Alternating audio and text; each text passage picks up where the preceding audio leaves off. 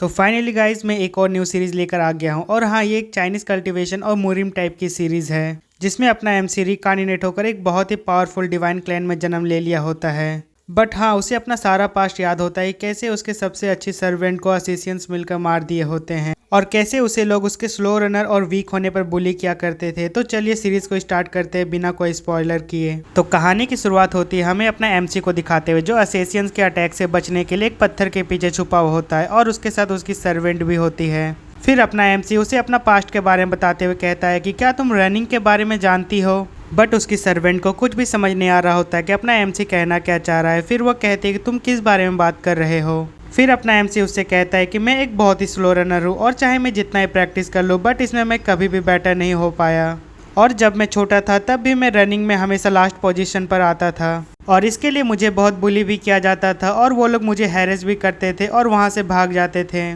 फिर सोवा कहते तो क्या आपका कोई और फ्रेंड नहीं था यंग मास्टर। बट अपना एमसी उस बात को कंटिन्यू करते हुए कहता है कि खैर चाहे जो भी हो मैं उन लोगों का पीछा करता था तो वो लोग सोचते थे कि मैं उन्हें पकड़ नहीं पाऊंगा। फिर सोवा कहती है हाँ क्योंकि आप एक स्लो रनर हो। फिर अपना एमसी कहता हाँ तुम सही बोली, लेकिन मैं उन सभी लोगों को पकड़ लेता था और उनकी अच्छी तरह से पिटाई करता था। फिर सोवा कहती है लेकिन यंग मास्टर आप उन लोगों को कैसे पकड़ते थे क्योंकि आप तो स्लो रनिंग करते हो ना। फिर अपना एमसी कहता हाँ क्योंकि मैं कभी भी हार नहीं मानता हूँ और मैं तब तक गिव अप नहीं करता था जब तक मेरा दिल ना हार मान ले। बट मेरा दिल तो कभी हार ही नहीं मानता था तो इसीलिए मैं उन्हें पकड़ लेता था। और फिर हम लोग देखते हैं कि अचानक से सोवा खांसने लगती है और उसका मुंह से ब्लड निकलने लगता है। फिर अपना एमसी उसे शोल्डर पे सुलाते हुए कहता है और मैं इस बार भी हार नहीं मानूंगा। फिर सोवा कहती है कोई कुछ भी कहे बट आप बहुत मैच्योर हो यंग मास्टर। फिर अपना एमसी कहता है अरे तुम टेंशन नहीं लो, मैं एसेसियन से इतना इजीली नहीं पकड़ा जाऊंगा। फिर सोवा कहती है आप बहुत वीक हो यंग मास्टर बट मुझे ये सुनकर अच्छा लगा। फिर अपना एमसी कहता है अरे हाँ तुम ज़्यादा टेंशन नहीं लो, मैं टाइम टाइम पर मेडिसिन लेता रहूँगा और अपना ख्याल रखूँगा और मैं 100 साल तक जीवित रहूँगा। फिर अपना एमसी सोवा से कहता अच्छा तुम अभी थोड़ा देर के लिए मेरे शोल्डर पे आराम से सो जाओ। और जैसे ही अपना एमसी ये कहता है तभी असेसियंस का आवाज़ आता है जो कह रहा होता है एक भी सिंगल स्पॉट को मत छोड़ना, हर एक जगह पे ढूंढो उन दोनों को और उनमें से एक घायल है तो वो लोग ज़्यादा दूर नहीं गए होंगे। और फिर तभी अपना एमसी को रियलाइज़ होता है कि सोवा उसके शोल्डर पे मर चुकी है तो फिर वो उसे वहीं पर ज़मीन पर सुला देता है और उसे एक कपड़े से ढक देता है और वहाँ से जाते हुए कहता है मैं तुम्हारा प्रॉपर फ्यूनर करने के लिए वापस ज़रूर आऊँगा। फिर तभी एक असेसियन का आवाज़ आता है जो कहता है अरे देखो यहाँ पर ब्लड गिरा हुआ है तो वो लोग यहीं पर है, चारों ओर ढूंढो उसे। फिर अपना एमसी रोते हुए मन में कहता है मैं सोवा को बचा नहीं पाया, मैं इतना इजीली गिव अप नहीं कर सकता हूँ बट मैंने सोवा को प्रॉमिस किया है कि मैं जिंदा रहूंगा। और ये सोचते ही अपना एमसी वहाँ से भागने लगता है और कह रहा होता है मेरे पास्ट लाइफ में कैंसर से फाइट करना ये बहुत लंबा और दर्दनाक है और जब एंड में मैंने सोचा कि फाइनली अब मैं रेस्ट करूंगा तो रेस्ट करने के बजाय मेरा पुनर्जन्म एक मुरिम फैमिली में हो गया जिसके बारे में तुमने 14 साल पहले पढ़ा होगा।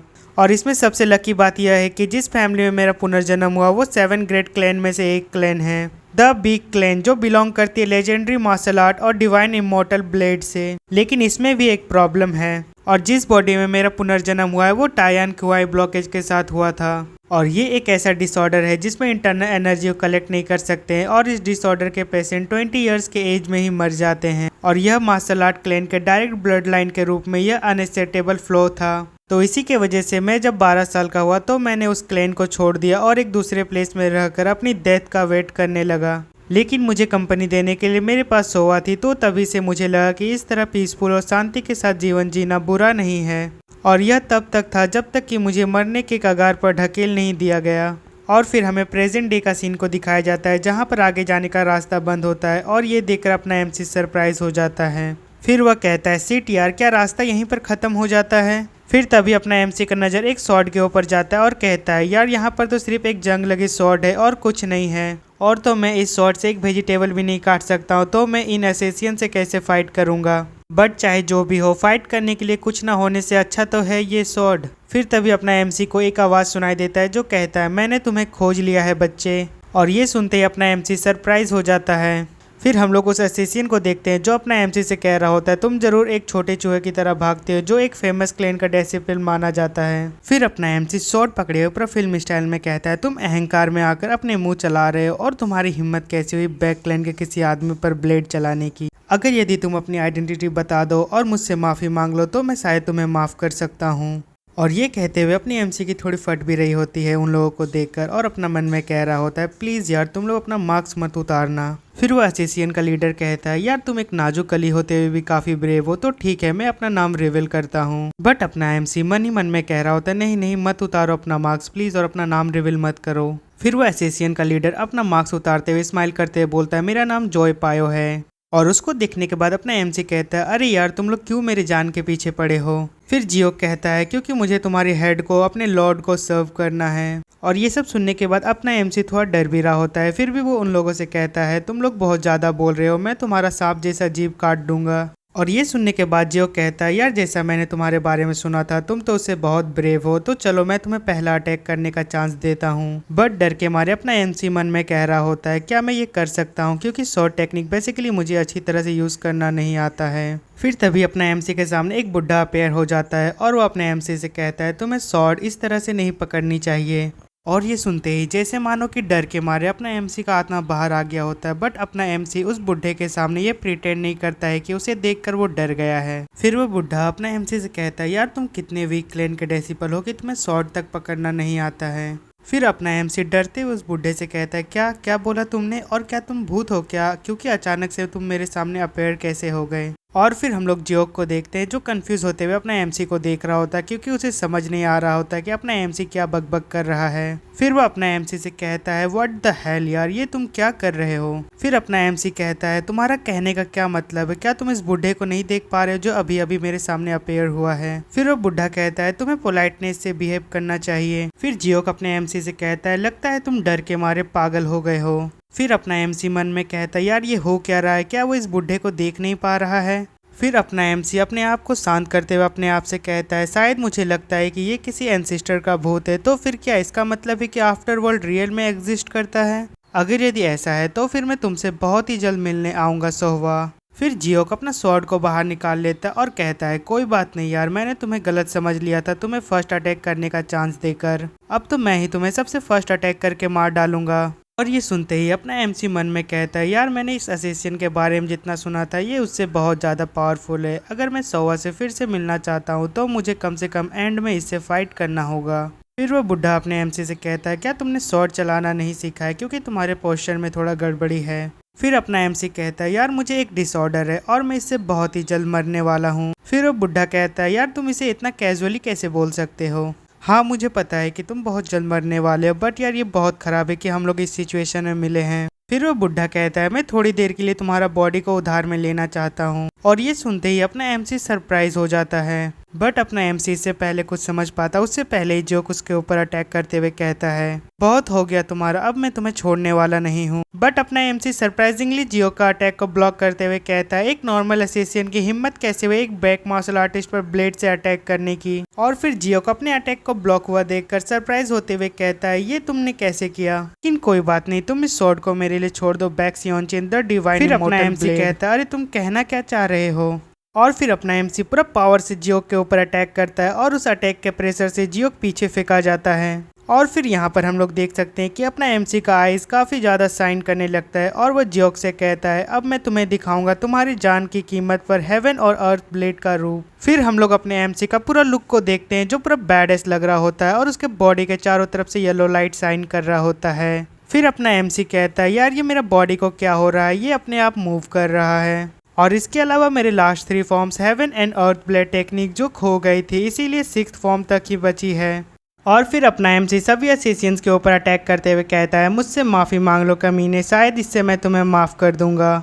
और जो heaven and earth blade technique है ना वो मेरे 7th फॉर्म है और इससे मैं अपना 1 हैंड का ही यूज़ करके सभी लोगों को मार सकता हूँ। और ये जो बुढ़ा भूत है वो शायद ज़रूर मेरा डिवाइन इमॉर्टल ब्लेड हो सकता है। और फिर वो जब सारे एसेसियंस को मार देता है तो वो बुढ़ा उसके बॉडी से बाहर आ जाता है और अपना एमसी से कहता है क्या तुमने ये देखा। बट इस फाइट में अपना एमसी भी थोड़ा इंजर्ड हो गया होता है और वो ज़मीन पे पड़ा हुआ होता है। तो फिर से वो बुढ़ा अपने एमसी से कहता है मैंने पूछा कि क्या तुमने वो देखा। फिर अपना एमसी कहता है हाँ मैंने देखा, और इसमें देखने का क्या था। फिर वो बुढ़ा कहता है इसमें इमॉर्टल हेवन और अर्थ ब्लेड देखना था। फिर अपना एमसी कहता है हाँ मैंने देखा। और फिर वो अपना मन में कहता है सो अगर मैं इस तरह की चीज़ करने में एबल होता तो मैं तुम्हें मरने नहीं देता। फिर वो बुढ़ा कहता है तुमने इमॉर्टल हेवन और अर्थ ब्लेड देखा तो फिर अच्छी बात है, और यह मेरे मरते हुए वंशज के लिए मेरी काइंडनेस का लास्ट वर्क था। फिर अपना एमसी कहता है क्या मैं अब मरने वाला हूँ। फिर अब बुड्ढा कहता है हाँ, और मैं इस बारे में तुम्हारी कोई भी हेल्प नहीं कर सकता क्योंकि मैंने तुम्हारी बॉडी को एक्सट्रीम लेवल तक ढकेला, जबकि यह पहले से ही क्यूआई ब्लॉकेज से ब्रोकन था। बट इस डिसऑर्डर से बचने के लिए तुम्हारे पास सिर्फ एक ही रास्ता है, तुम्हें हेवन और अर्थ का प्योर मिल्क या मिलेनियम स्नो जिनसिंग जैसे चमत्कारी मेडिसिन ही बचा सकती है।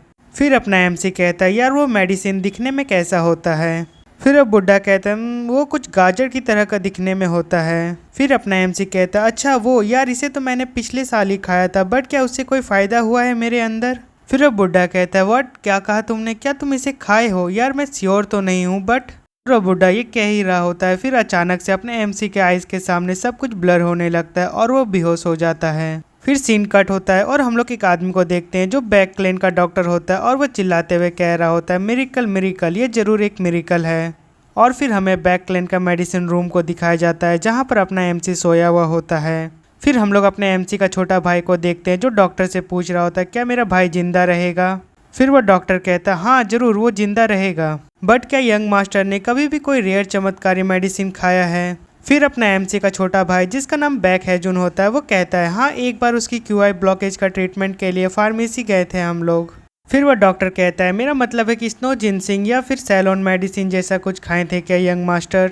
ये सुनते ही बैक हैजुन सोचने लगता है। फिर वो डॉक्टर थोड़ा सीरियस होते हुए अपना मन ही मन में कह रहा होता है खैर मुझे नहीं लगता कि वो फार्मेसी वाले इसके जैसे किसी पर्सन को इतनी कीमती चीज दे देंगे। फिर तभी अपना एमसी का हल्का सा आवाज आता है और ये सुनकर वो डॉक्टर खुश होते हुए कहता है अरे देखो देखो यंग मास्टर को होश आ रहा है। बट अपना एमसी का छोटा भाई उस बैक क्लेन के मेडिकल रूम से बाहर जाने लगता है। फिर वो डॉक्टर उसे आवाज देते हुए कहता है क्या तुम इंतजार नहीं करोगे यंग मास्टर के पूरी तरह से होश में आ जाने का। फिर हैजुन कहता है जब ये होश में आ जाए तो उसे कह देना ड्रैगन हॉल में आने के लिए क्योंकि पैट्रिक उनसे कुछ पूछना चाहते हैं। फिर वह डॉक्टर कहता है अगर ये पूरी तरह से होश में आ भी गया तो इसे आराम करने की बहुत ज़रूरत है, और मैं ये जानता हूँ कि बड़े भाई के यहाँ ना होने से यंग मास्टर का पोजीशन बहुत पावरफुल होता है, बट इसे होश में आने के तुरंत अगर मैं इसे वहाँ भेज दूँ तो ये बहुत गलत होगा। और फिर हम लोग देखते हैं कि अपना एमसी पूरी तरह से होश में आ गया होता है और वह उठते के साथ ही सोवा सोवा करके चिल्लाने लगता है। फिर वह डॉक्टर अपने एमसी से कहता है तुम अभी उठ नहीं सकते हो, अभी तुम आराम करो, तुम्हें आराम की भी बहुत ज़रूरत है। बट अपना एमसी वो सोवा सोवा का रट लगाया होता है। फिर वह चिल्लाते हुए कहता है सोवा कहाँ पर है, बताओ मुझे। फिर वह डॉक्टर कहता है अच्छा आप वो सर्वेंट की बात कर रहे हैं, उसका तो फ्यूनरल होस्ट कर दिया गया है 2 सप्ताह पहले ही। और ये सुनने के बाद अपना एमसी थोड़ा सैड हो जाता है। फिर कहता है ओ अच्छा ये बात है तो चलो ठीक है, बट तुम मुझे एक बात बताओ मेरे हाथ में जो स्वॉर्ड था वो कहाँ पर है। फिर वो डॉक्टर कहता है ओ अच्छा तुम्हारे कहने का मतलब वो रस्टेड स्वॉर्ड वो पूरी टाइम तुम्हारे हाथ में था इसीलिए मैंने उसे हटा दिया और वो स्वॉर्ड को पैट्रिक को दे दिया। फिर अपना एमसी कहता है अच्छा तो वो मुझे ढूंढ रहे थे है ना, तो ठीक है अब मैं चलता हूँ। फिर वो डॉक्टर कहता है ओ प्लीज़ केयरफुल रहो, अपना ख्याल रखो, और क्या वो इंजरी दर्द नहीं कर रहा है। और ये कहने के बाद वो डॉक्टर अपना मन में कहता है क्यूआई और ब्लड रैप्चर के टूटने के बाद ये बहुत एक्सट्रीम पेन में होगा। फिर अपना एमसी कहता है क्यूआई ब्लॉकेज से होने वाले सीजर्स और केमियोथेरेपी ट्रीटमेंट इतना दर्द तो कुछ भी नहीं है मेरे लिए, मेरी लाइफ बचाने के लिए थैंक यू, तो फिर गुड बाय डॉक्टर। फिर वह डॉक्टर कहता है ओ नहीं नहीं मैंने वही किया जो मुझे करना चाहिए था।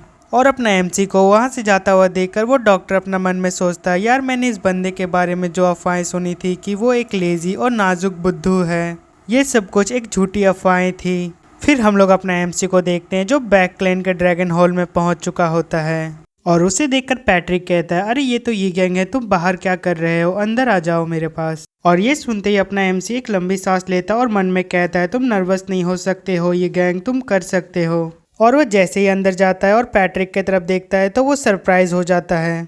वो देखता है कि वो बुढ़ा भूत भी पैट्रिक के पास खड़ा होता है। फिर अब बुढ़ा अपना एमसी से कहता है अरे तुम होश में आ गए हो, तुम्हें देखकर अच्छा लगा।